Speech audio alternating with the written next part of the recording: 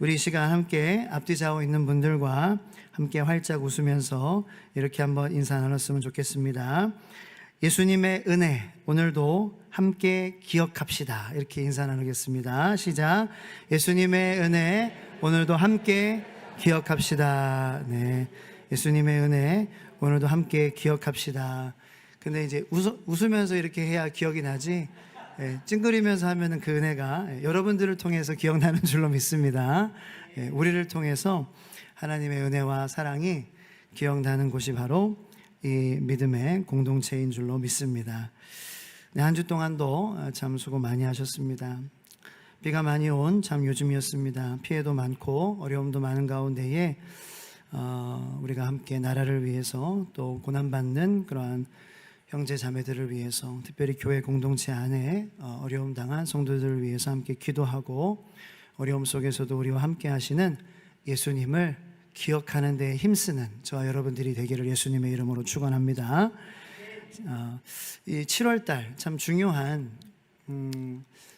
그러한 달이다라는 마음을 주시면서 세례와 성찬에 대한 말씀으로 우리의 믿음, 하나님께서 우리에게 주신 믿음을 다시 돌아보고, 그리고 우리의 믿음도 중요하지만 그 믿음의 생활, 우리가 하나님께서 주신 이 믿음을 우리가 누리고 전하며 살아가는 그러한 이 생활에서의 하나님이 주시는 축복을 누리는 삶을 살아가는 우리 모두가 되기를 하나님께서 원하시는 줄로 믿습니다.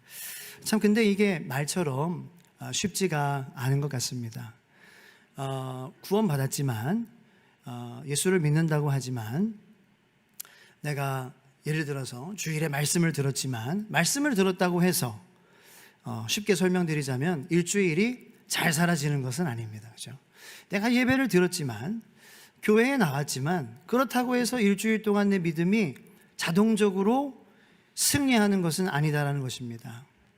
그러니까 제가 그런 거를 가지고 지난 2주 동안 여러분들과 함께 이렇게 같이 말씀으로 고민하고 몸부림치면서 설명을 드렸죠. 왜 그러냐? 이제 영혼을 보는 그러한 관점이 부족하다라는 거죠. 그래서 이제 밧줄을 가지고 설명드리면서 요만큼을 우리가 잘 살려고 요만큼은 우리가 이렇게 노력한다라는 거예요. 우리에게는 수천만 년, 수억만 년 영원이라는 그러한 시간이 있는데라는 것입니다. 그래서 예수님께서 우리에게 전해주신 정말 귀한 복음은, 우리가 이 땅에서 사는 그 몇십 년이 앞으로의 우리의 영혼을 바꿀 수 있다. 그러니까 지금 이 순간, here, 여기, and now.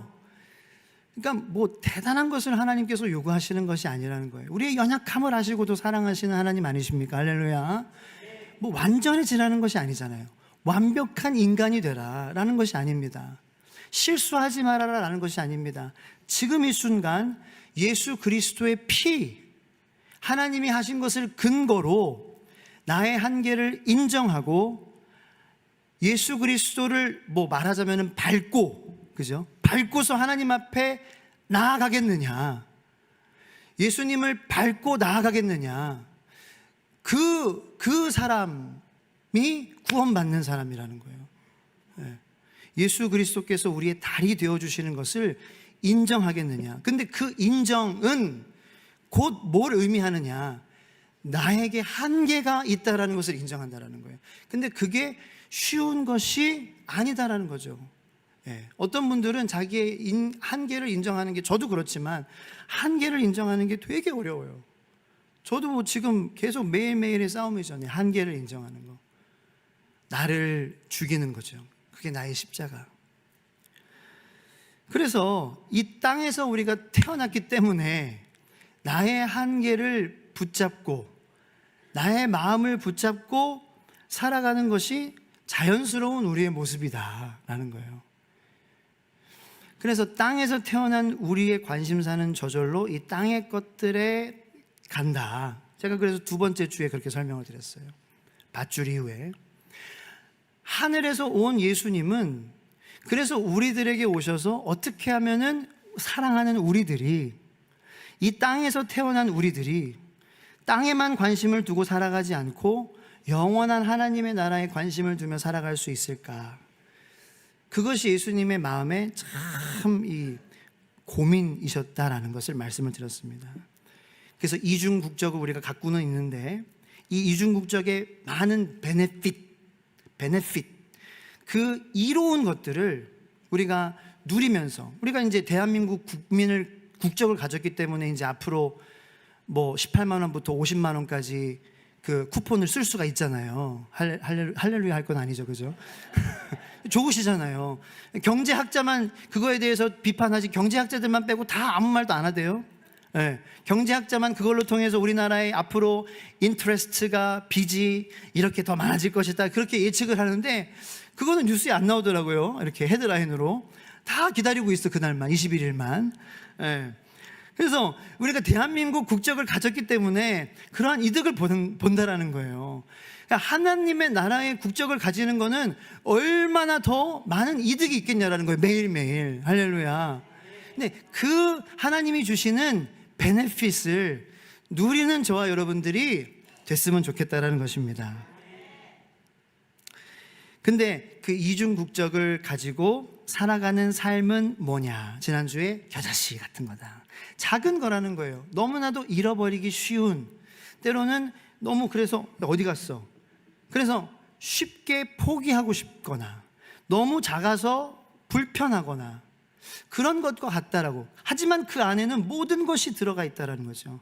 그래서 작은 것이지만 우리가 포기하지 않고 심을 때에는 놀랍게 크게 겨자나무처럼 자라게 되는 역사가 있다라는 것입니다. 그래서 어떤 설교를 듣다가 이 겨자씨에 대한 그 설명을 어떤 목사님께서 이렇게 해주시는데 너무 와닿더라고요. 매일매일 천국 시민으로, 천국 가정으로, 천국 교회로 살아간다는 것은 뭐냐? 들숨날숨의 차이라는 거예요. 들숨날숨. 네. 오해하지 말고 들으세요.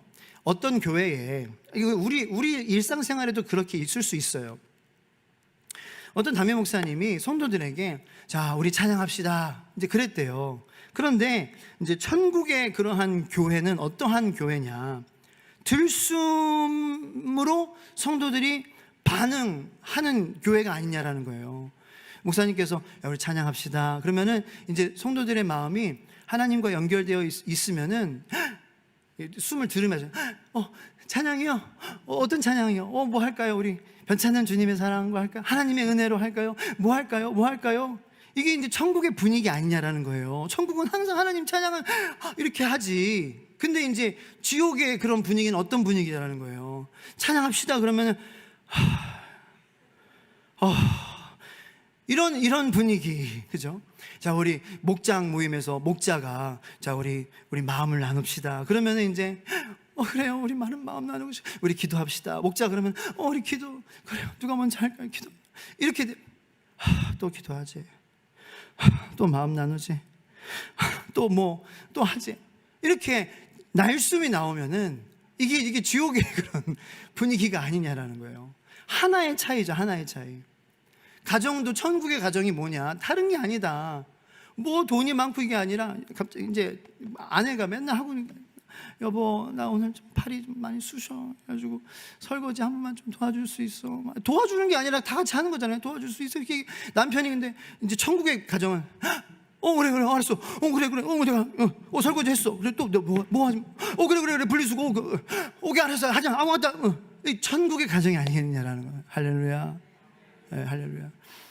근데 이제 여보 나 여기 좀 아픈데 설거지 좀 일하고 왔잖아. 혼잣말로 나 일하고 왔잖아. 혼잣말로 여보 한숨 쉰 거야? 이게 전쟁이 시작된 거예요. 여기서부터 이 지옥이 시작된 거예요. 하나의 차이지만 그래 앉아있어. 아이고 당연하지.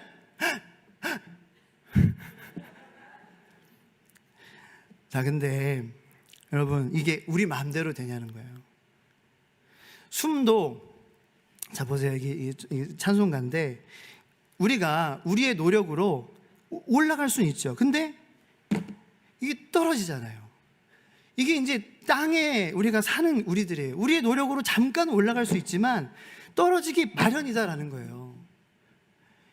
이게 신앙생활이 우리가 하려고 할 때 이건 항상 일어나는 것입니다. 그래서 우리는 주님께서 붙잡아 주셔야 돼요, 이렇게. 네, 숨도 우리가 우리의 힘으로 하려면 꺼지기 마련이에요. 진짜 이게 똑같아요. 꺼진다. 숨이 꺼져요. 날숨이 나올 수밖에 없어요. 그 우리 인간이기 때문에 그렇습니다.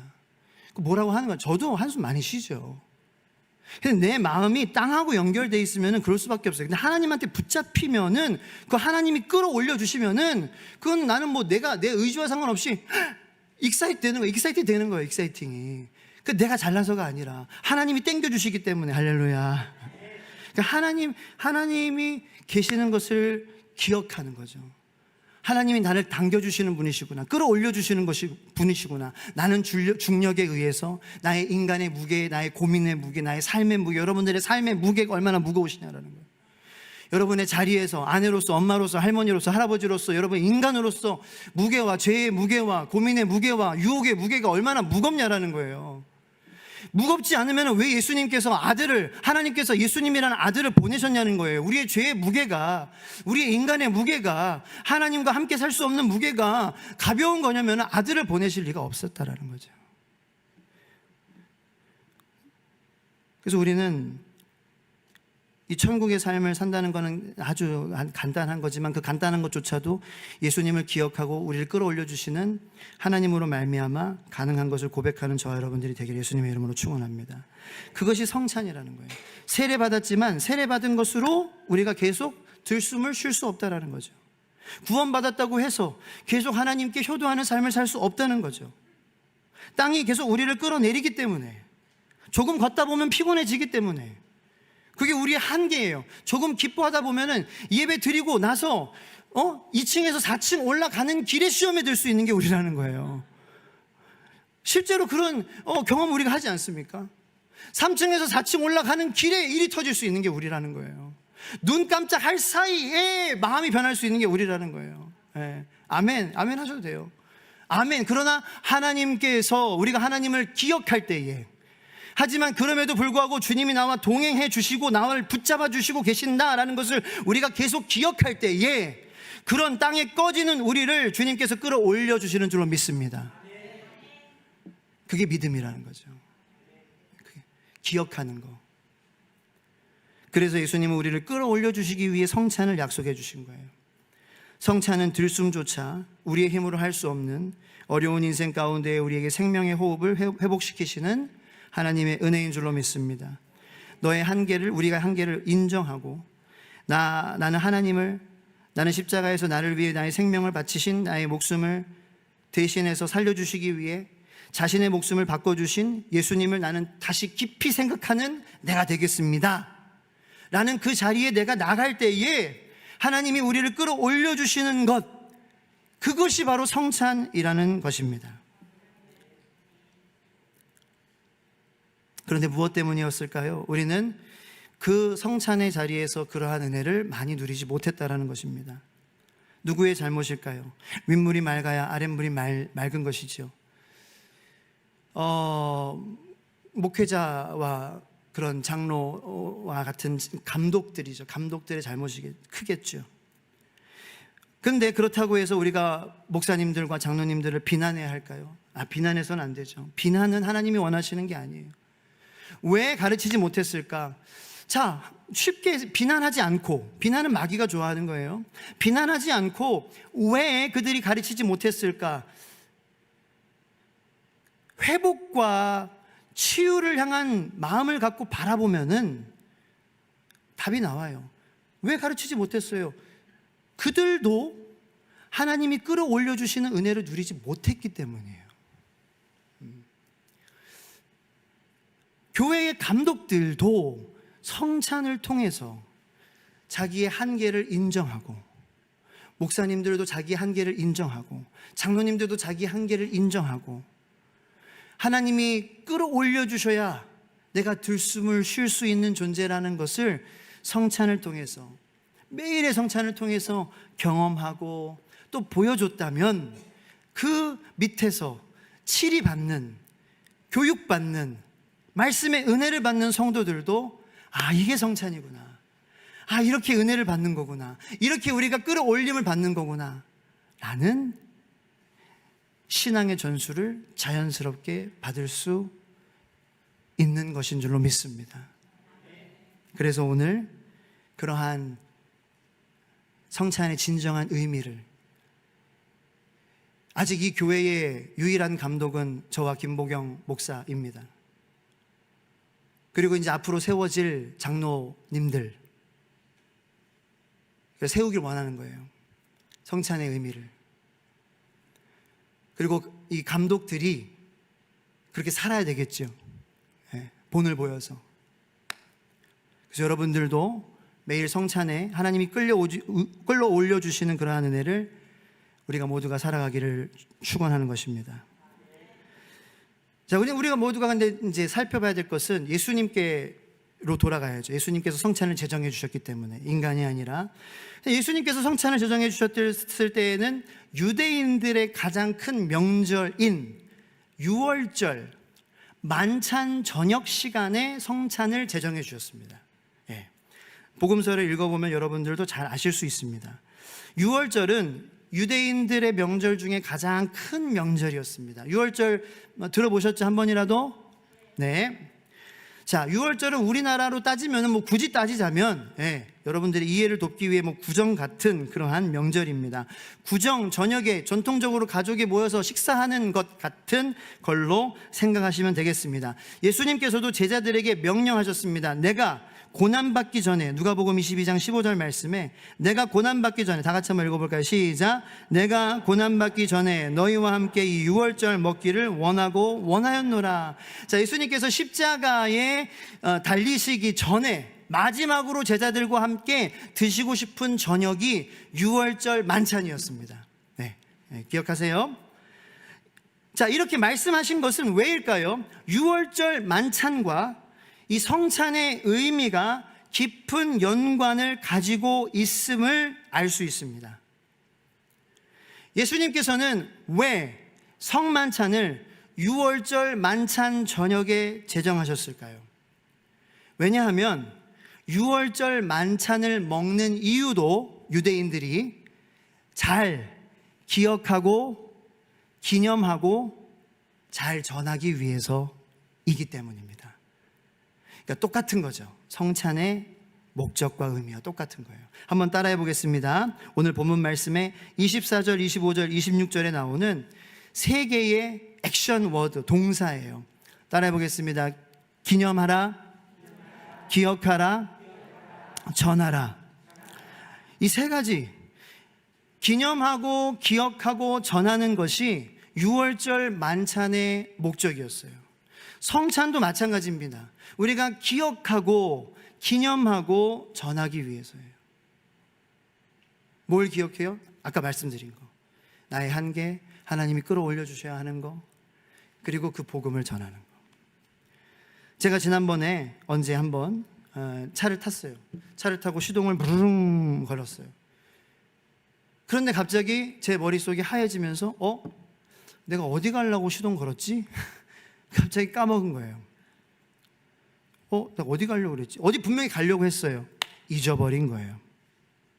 근데 제가 한가해서 잊어버린 게 아니에요. 너무 정신이 없었어요. 너무 제 머리가 그때 복잡했어요. 제 마음에 너무 일어나는 일이 많았어요. 그러니까 제 마음 상태가 정리정돈이 안 됐었어요.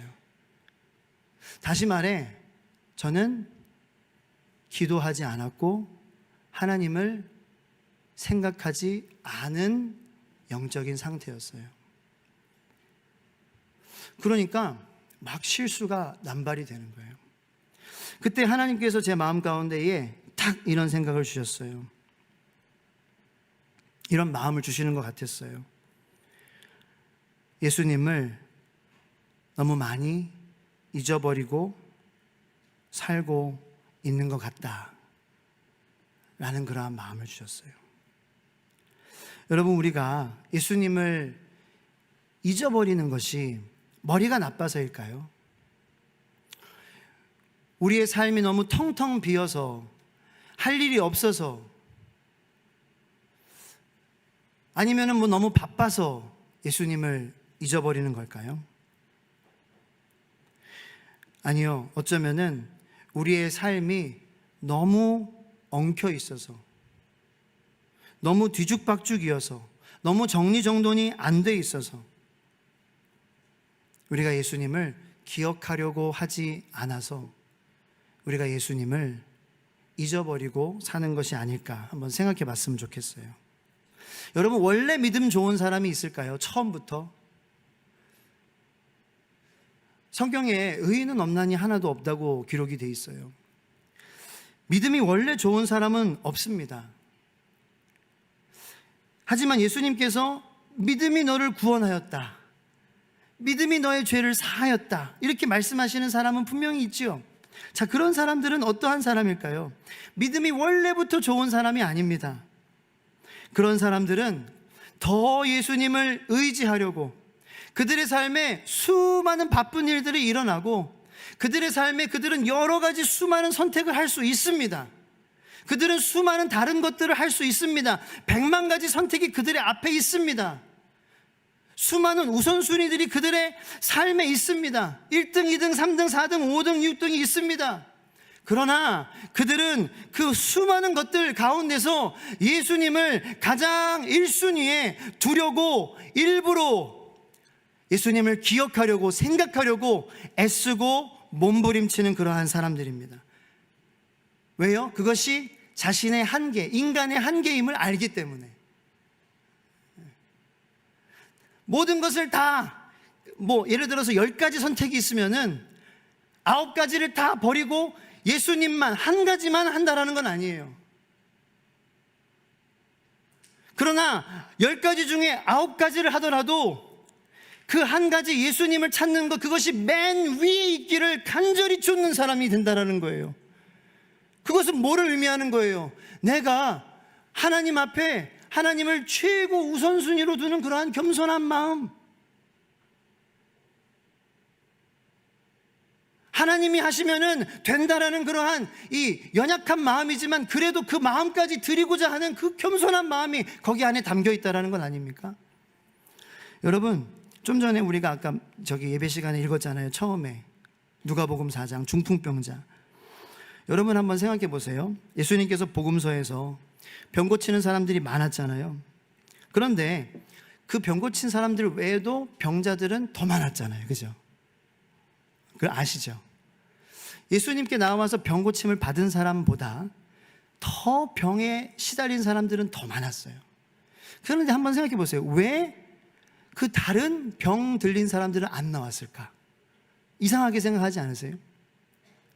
중풍병자가 이 한 사람만 아니었을 텐데 왜 이 사람만 지붕을 뜯었을까? 이런 의구심이 안 드십니까? 사랑하는 성도 여러분, 한번 잘 생각해 보시기 바랍니다. 걷지 못하게 된다고, 중풍병이 걸린다고 성경에서처럼 예수님께 다 나오지는 않습니다. 우리도 마찬가지입니다.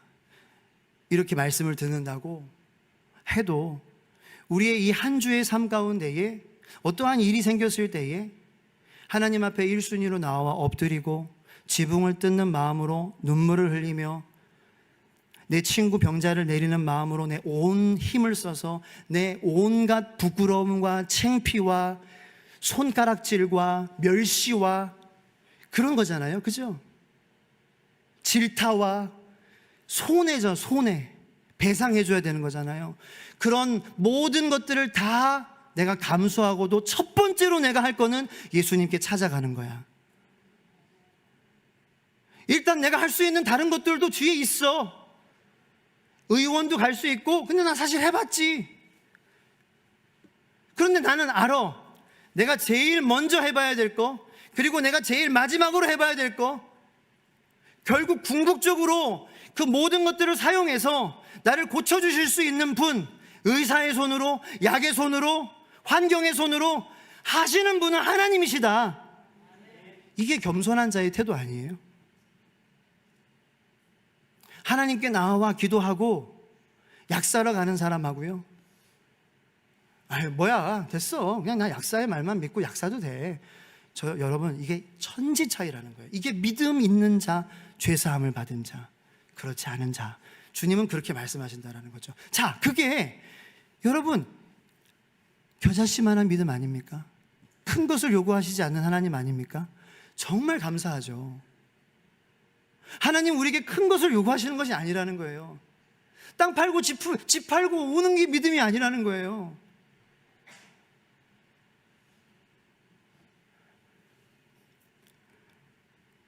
팔이 굳는다고 다 하나님 앞에 나아가지 않는다는 거예요.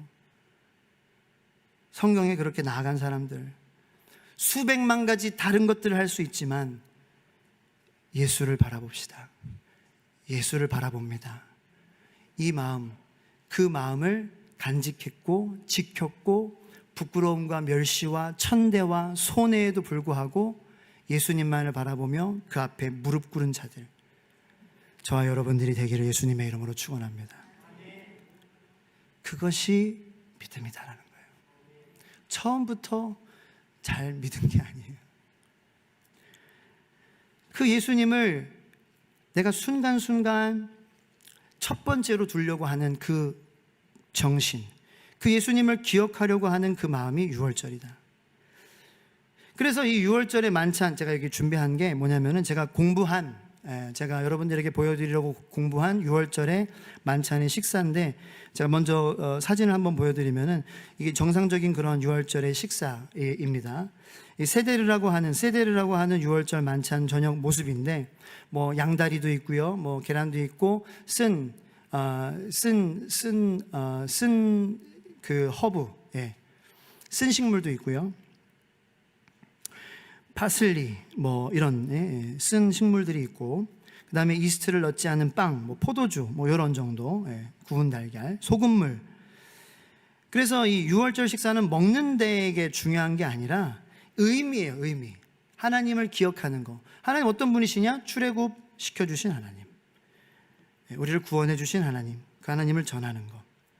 그래서 제가 잠깐 좀 보여드릴게요. 중요한 것만.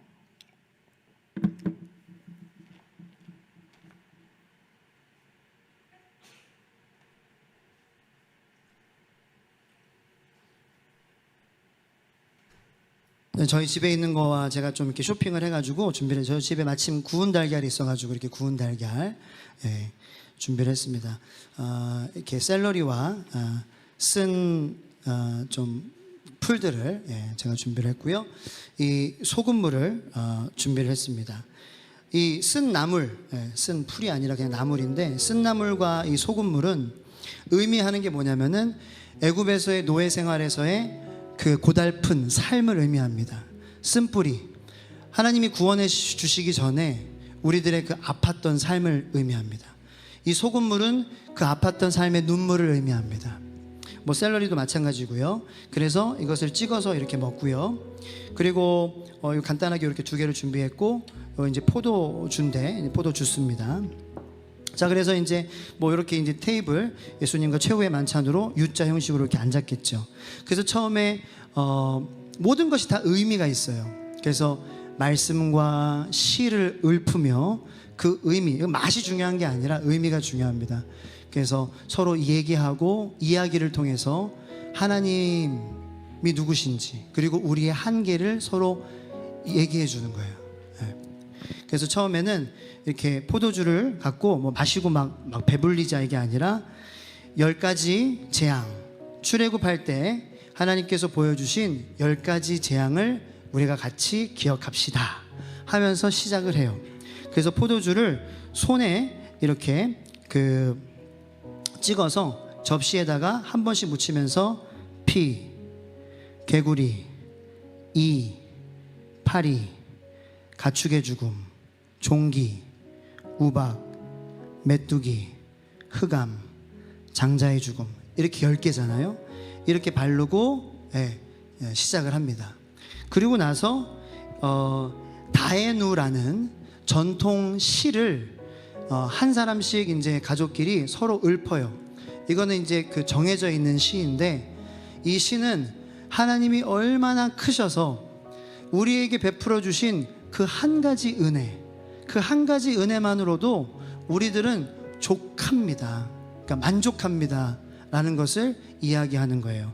자, 한번 보여주시면은 이렇게 그 시의 내용은 이제 이런 그 부분적으로 이런데 한번 들어보시고 패턴을 찾아보시기 바랍니다. 그분이 우리를 이집트에서 끌어내시고 애굽 사람들에게 심판을 내리지 않으셨어도 우리에게는 그것만으로 충분했습니다. 그러니까 무슨 말이냐면은 하나님이 우리를 이집트에서 끌어내신 것만으로도 충분했다는 거예요. 이집트 사람들을 심판하시지 않으셨어도 충분했다는 거예요. 근데 하나님은 이집트 사람들을 심판하셨죠, 그죠? 하나님이 애굽 사람들에게 심판을 내리시고 그 다음 그들의 신들에게도 심판을 내리셨어요. 근데 그렇지 않으셨어도 그것만으로도 충분했습니다. 이렇게 꼬리에 꼬리를 물면서 그 하나님이 한 가지, 전에 하신 한 가지만으로도 하나님은 너무 크시기 때문에 그 전에 하신 은혜 하나만으로도 충분하다. 우리의 삶에 적용해 보면 어떨까요? 하나님이 우리를 구원해 주신 것 그 하나만으로도 우리를 구원해 주셨지 않습니까?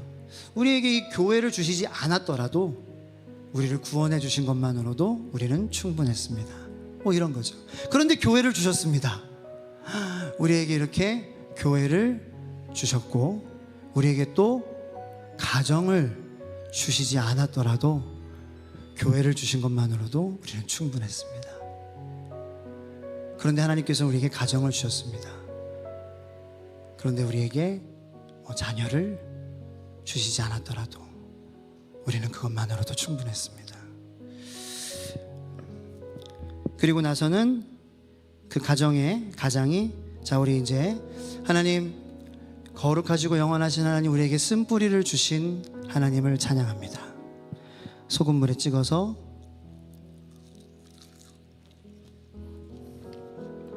맛이 중요한 게 아니라 짜고 씁니다.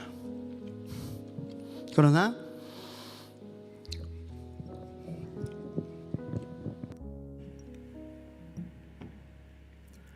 하나님이 날 구원해 주시기 전에 썼던 아팠던 나의 인생과 흘렸던 나의 눈물을 기억하며 삼키는 거예요.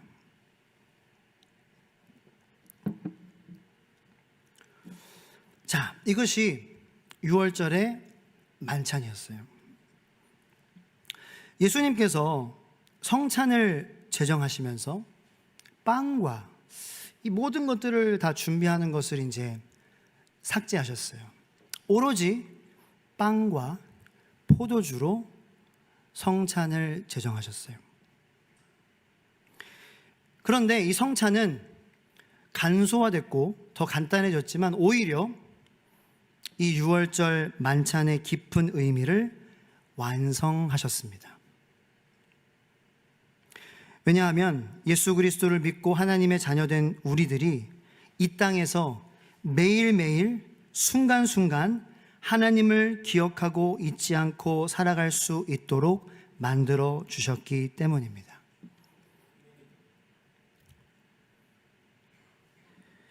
여러분, 성찬은 무엇을 위해서 예수님이 만들어 주셨다 그랬죠? 기억하고 기념하고 전하라. 예수님을 자신이잖아요. 예수님 자신. 나를 기념하라. 여러분, 지금 예수님께서 성찬을 만드셨을 때 예수님께서 지금 뭐를 앞두고 계십니까? 인류의 구원을 앞두고 계세요. 진짜 한 사람을 구원하는 것도 영광스럽고 신문에 엄청나게 나고 가문의 영광의 일이고 나라를 구하는 것도 엄청난 일인데 이거는 인류를 구원하는 거예요. 진짜 대단한 일이죠. 여러분, 그런 영웅 중에 영웅을 기념하는 건데 빵이 뭡니까? 빵은요, 그 당시에 너무나도 흔한 거예요. 포도주요? 여러분, 독일의 맥주 같은 거 아시죠? 흔한 거예요. 우리는 뭐 맥주 막 술이야 뭐야 이렇게 막 싸우고 막 그러는데 그냥 독일의 맥주는 그냥 사람들이 물같이 마시는 거예요. 빵은요, 그냥 우리들 쌀밥이에요. 그냥 아무데나 그냥 가면은 그냥 먹을 수 있는 그냥 막 잘글잘글 그냥 막 씹히는 그런 거예요. 가난해도 쌀밥 못 먹는 사람은 요즘에 없다 그래요. 여러분, 진짜 인류를 구원하는 훌륭하디 훌륭한 하나님의 아들이시고 아무 죄가 없으신, 근데 그런 분이 뭔가 자기를 기념할 만한 거라면은 좀 근사하게 뭐 동상을 세운다든지, 아니면 정말 진짜 진시황이 먹었던 그러한 그 상에, 밥상에 올라갔던 그런, 이야, 구할 수 없는 그런 아주 그냥 멋진 음식이라든지, 그런 걸로 기념을 하면은 좋겠는데, 예수님은 진짜 막 여기저기 치이고 걸리고 아무 데서나 볼 수 있는 진짜 무슨 불량식품 같은 그런 빵, 그걸로 자기를 기념하라고 하셨어요. 왜 귀하고 귀하신 몸, 성자의 귀한 몸을 빵과 포도주로 기념하고 기억하라고 하셨을까요? 예수님은 끝까지 자기가 낮아지는 것은 상관하지 않으셨어요. 그냥 끝까지 성찬이라는 것을 통하여서도 우리가 너무 예수님을 쉽게 잊고 살아갈 것이라는 존재, 그 인간이라는 연약한 존재라는 것을 알기에 자신을, 나를 씹어먹으러, 그렇게까지 나를 가루로, 밀가루로, 아주 흔한 밀가루로, 아주 흔한 포도주로 나를 마시면서 기억해 주기를 바래 라고 말씀하신 것입니다. 그것이 성찬의 감동이에요. 여러분, 지금까지 성찬을 대하면서 처음부터 끝까지 자신을, 우리를 구원하시는 그러한 멋진 일을 하시는 영웅의 모습, 그 가장 영광스러운 그 모습에 계신 그 예수님인데, 끝까지 우리를 위해서 가장 낮은 곳으로 가시고자 하시는 그 예수님, 그 결정체인 그 성찬의 자리에서 여러분 많은 은혜를 누리고 받고 계신가요? 아니면 형식, 내가 세례 받았기 때문에 그냥 먹는, 오늘은 빵 맛이 왜 이래 하면서 때로는 정말 말도 안 되는 그러한 마음 가운데에 마음이 어려워지시진 않았나요?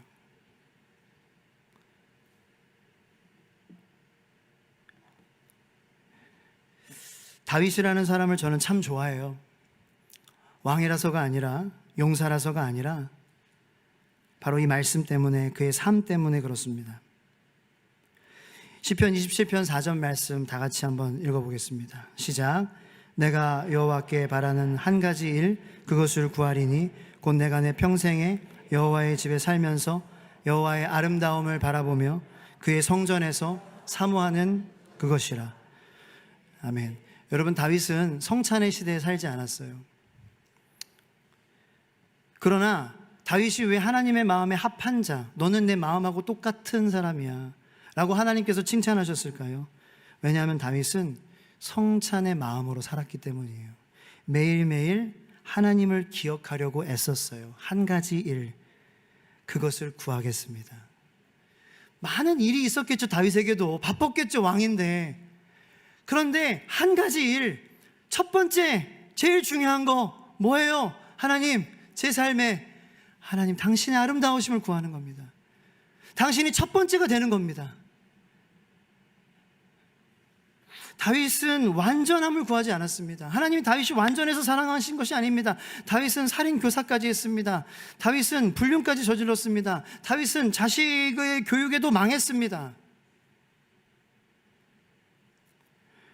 그러나 하나님께서 그를 칭찬하시고 그를 자기 마음에 합한 자라고 칭찬하신 이유는, 그를 높이 쓰신 이유는 무엇입니까? 그의 삶의 태도였습니다. 하나님을 바라보는 그의 겸손함이었습니다. 그의 한계를 인정하는 마음 자세였습니다. 한 가지 일을 매일매일 구하겠습니다. 그것은 하나님의 아름다우심을 구하는 것입니다. 비록 넘어지더라도, 쓰러지더라도, 그게 우리지만, 그게 우리의 연약함이지만, 그렇게 하나님을 매일매일 구하면서 살다가 가는 곳이 하나님의 나라이기에 하나님이 나머지는 알아서 하실 것이기에 나는 그냥 오로지 한 가지 일, 하나님을 구하는 것에 최선을 다하며 살겠습니다. 그것이 하나님께 칭찬받는 자의 믿음인 줄로 믿습니다. 저와 여러분들이 되기를 축원합니다. 어떤 분이 저한테 이렇게 말씀하셨어요. 물어보셨어요. 목사님, 성찬식에 가장 은혜 받는 분이 누군지 아세요? 제가 잘 모르겠어요. 매일 성찬의 삶을 사는 분이 제일 많이 은혜 받으시더라고요. 그래서 제가 맞아요, 그런 것 같습니다. 그 말인즉슨 매일매일 예수님을 기억하려고, 잘하는 게 아니에요, 기억하려고 애쓰는 사람, 매일매일 예수님을 생각하려고 애쓰는 사람, 1순위에 놓으려고 몸부림치는 사람, 그러한 분들이 이 성찬식에서 큰 은혜를 누린다는 거예요.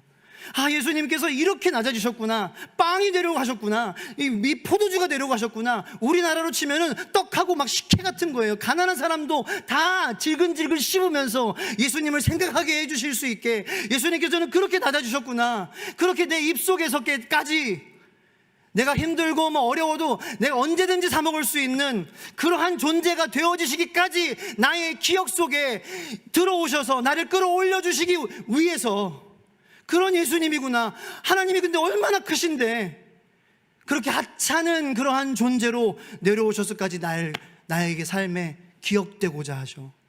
와, 나는 진짜 복 받았다. 그 성찬의 기쁨과 감사. 다음 주가 그 성찬의 자리예요. 여러분, 그 은혜의 자리를 마음 다해 준비하는 우리 성도님들 되시기를 예수님의 이름으로 축원합니다. 우리 함께 찬양하며 기도로 나아가겠습니다.